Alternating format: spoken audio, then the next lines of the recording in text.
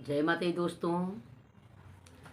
समस्त देशवासियों को शारदीय नवरात्र की हार्दिक शुभकामनाएं प्रकट करते हुए आप लोगों के लिए माता दुर्गा जी से प्रार्थना करती हूँ कि आप लोग हमेशा बिंदास स्वस्थ रहें, मस्त रहें और निरोग रहें।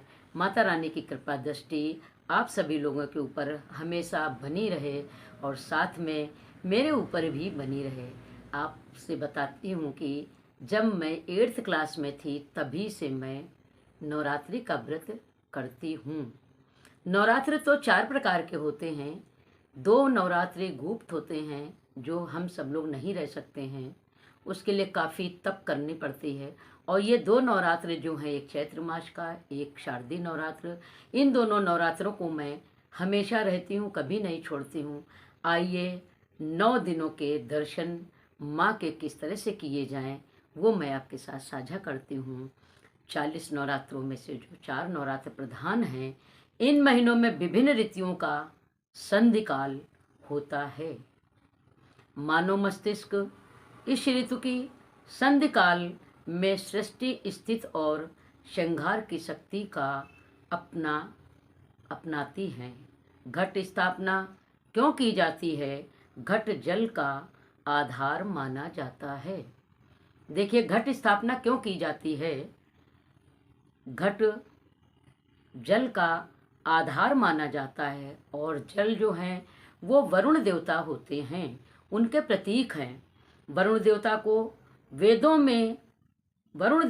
वेदों में पाश बंधन से छुड़ाने वाला, मांगलिक कर्मों में रुकावट डालने वाले बंधनों की निवृत्ति के लिए वरुण का पूजन किया जाता है। वरुण का पूजन क्यों किया जाता है आप लोग समझ चुके होंगे।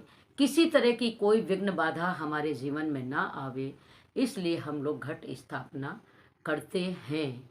और फिर उसके बाद जवारे जो बोए जाते हैं उनकी देखिए क्या है कथा, वो क्यों बोए जाते हैं। उनका है यव पानी, जौ के अंकुरों का नाम जवारा है।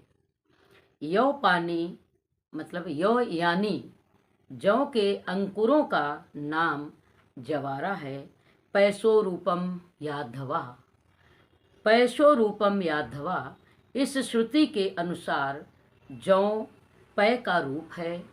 पै दुग्ध को कहते हैं और जल को भी कहते हैं, अर्थात जो पीने से वृद्धि करता हो अथवा पुष्टि करे। हमको देखते ही जल पीने से औषधि वनस्पतियों की और दूध पीने से प्राणियों के वृद्धि होती है। दुधारू पशुओं का जौ खिलाने से उनका दूध बढ़ता है। कहा भी गया है कि यावेशी धन्य राजोषी, यावेशी धन्य राजोषी, अर्थात तू यौ है, तू धान्यों का राजा है, जौ वर्धनशील अनाज है। इस कारण महालक्ष्मी रूप शक्ति की पूजा में जवार बोना अति उचित माना गया है। इसका मेन सारांश ये है कि हम लोग घट स्थापना करने के बाद जवार को इसलिए बोते हैं क्योंकि उससे हमको जो शक्ति मिलती है, उस जल से, उस दूध से जो शक्ति मिलती है वो महालक्ष्मी के द्वारा रूप शक्ति की पूजा में आती है। इसलिए नवरात्रि में घट स्थापना के साथ में जवार भी बोना चाहिए। ये है हमारी जवार की परिभाषा। हमारा ये वीडियो आपको अच्छा लगे तो लाइक करिएगा, शेयर करिएगा, कमेंट करिएगा और सब्सक्राइब करना मत भूलिएगा। बोलो साचे दरबार की जय, शेरा वाली मैया जगत जननी माता की जय, सभी देवियों की जय।